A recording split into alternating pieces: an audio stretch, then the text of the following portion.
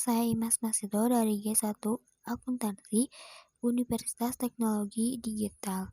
Di sini saya akan sedikit menjelaskan atau memaparkan teori tentang formulir. Formulir adalah dokumen yang digunakan untuk merekam terjadinya transaksi.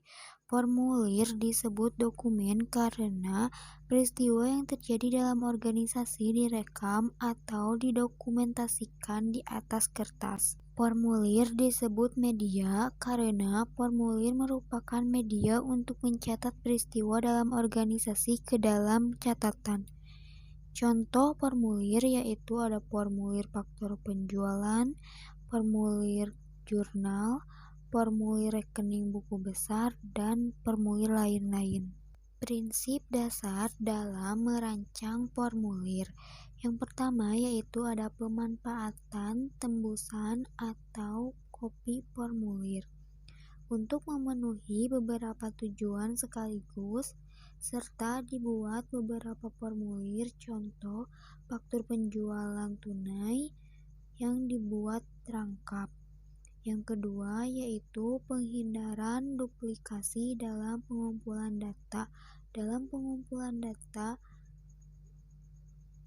dari pengumpulan data lebih dari satu kali. Yang ketiga ada rancangan formulir yang sederhana dan ringkas. Dapat dihindari perekaman data yang tidak perlu. Yang keempat ada unsur internal check dalam merancang formulir. Untuk menghindari kemungkinan kesalahan pengisian formulir perlu dimasukkan untuk internal check. Yang kelima, nama dan alamat perusahaan bagi formulir. Untuk formulir yang dikirim keluar perusahaan perlu nama alamat, logo. Tujuannya untuk memudahkan identifikasi asal formulir tersebut bagi perusahaan penerima. Yang keenam ada nama formulir. Nama formulir untuk memudahkan identifikasi dan biasanya menggambarkan fungsi formulir tersebut. Yang ketujuh ada nomor identifikasi pada setiap formulir. Nomor ini digunakan jika perusahaan menggunakan beberapa jenis formulir. Yang kedelapan ada formulir besar. Untuk menghindari kesalahan pengisian formulir yang besar, setiap isi diberi nomor urut baik pada tepi sebelah kiri maupun tepi sebelah kanan. Yang kesembilan ada pencetakan garis pada formulir. Digunakan jika formulir tersebut akan dipakai dengan tulisan tangan.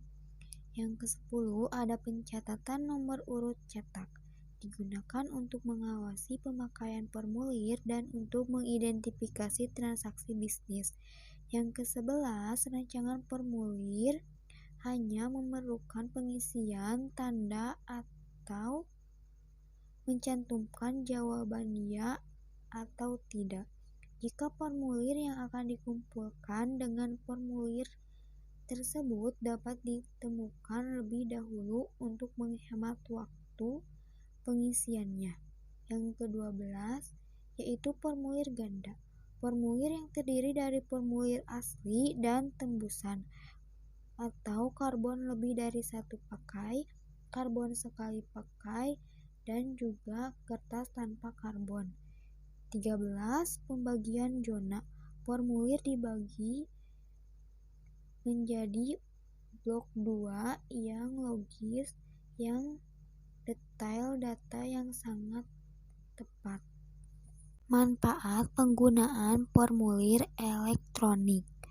Yang pertama, tidak pernah kehabisan formulir. Jika perusahaan menggunakan formulir kertas, operasi perusahaan akan berhenti jika perusahaan kehabisan formulir. Yang kedua, tidak pernah ketinggalan zaman. Formulir elektronik mudah sekali disesuaikan dengan perubahan dan peraturan. Yang ketiga, yaitu ketidakefisienan formulir dapat dihindari. Perubahan format dan isi formulir dapat segera diatasi dan menimbulkan pemborosan biaya karena lama tidak dipakai. Yang keempat, tidak dimungkinkan penggunaan formulir yang salah. Untuk menghindari penggunaan formulir untuk tujuan yang salah, setiap pengguna harus memakai password. Yang kelima, kecepatan pengisian formulir. Pengisian formulir lebih cepat dibandingkan formulir kertas. Yang keenam, penangkapan data dilakukan sekali.